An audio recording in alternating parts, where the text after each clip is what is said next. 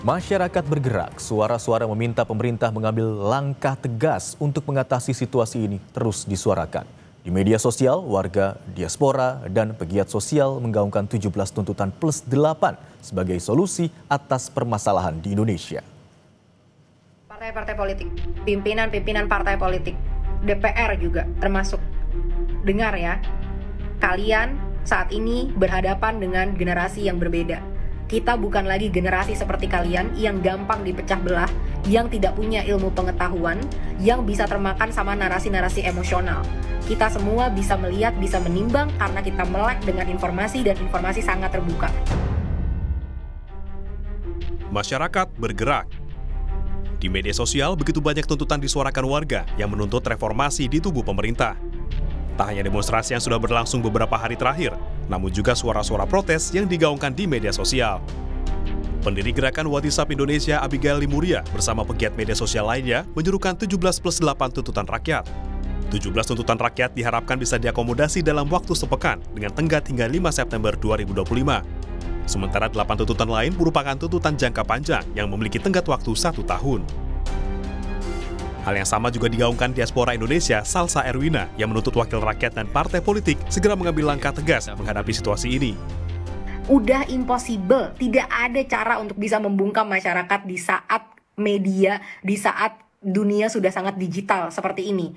Jadi udah, jauhkan segala drama, nggak usah jadi acting gitu ya, karena ini kalian bukan pemain sinetron, ya, kalian juga bukan selebritas, jadi nggak usah lagi acting harus nangis, harus ini, harus itu. Aksi, kita minta aksi, kita nggak butuh permintaan maaf, kita nggak butuh air mata.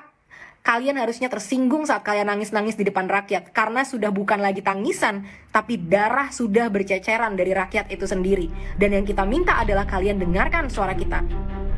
Dari akun Instagram pegiat media sosial lainnya, @afutami mengimbau masyarakat bersama-sama berjuang melawan musuh yang sama, yaitu pengusaha yang jahat dan korup. Jangan sampai perjuangan ini mengorbankan sesama rakyat. Kalian masih punya waktu ya, masih ada beberapa hari, jadi masih ditunggu. Apakah kalian berani memecat anggota-anggota kalian yang arogan? Minta maaf tidak cukup. Kalau minta maaf cukup, bisa nggak kita nggak usah bayar pajak terus minta maaf sama pemerintah? Sejumlah influencer di media sosial mengunggah postingan bertajuk 17 plus 8 tuntutan rakyat, transparansi, reformasi, empati.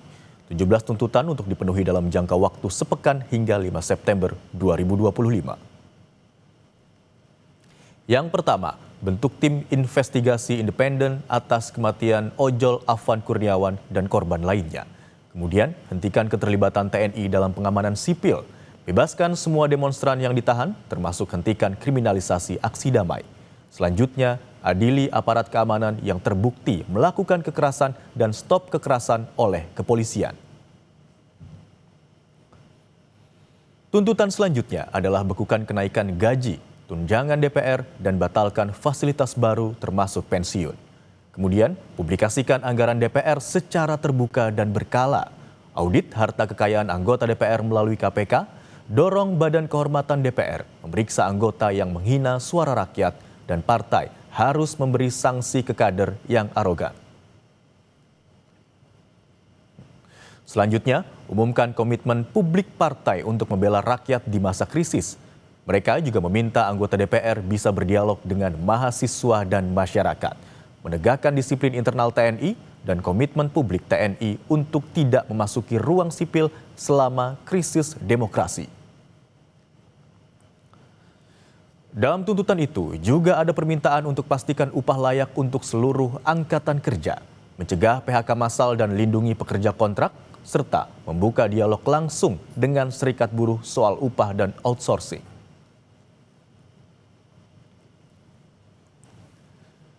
Selain 17 tuntutan, ada juga 8 tuntutan jangka panjang yang harus dipenuhi dalam jangka waktu 1 tahun.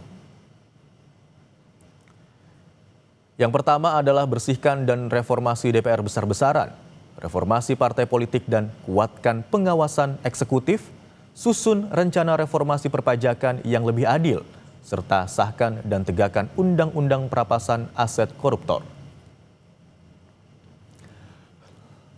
Selanjutnya adalah permintaan reformasi kepolisian agar profesional dan humanis. Kembalikan TNI ke barak tanpa pengecualian, Kemudian perkuat Komnas HAM dan lembaga pengawasan independen. Dan yang terakhir, agar tinjau ulang kebijakan sektor ekonomi dan ketenaga kerjaan.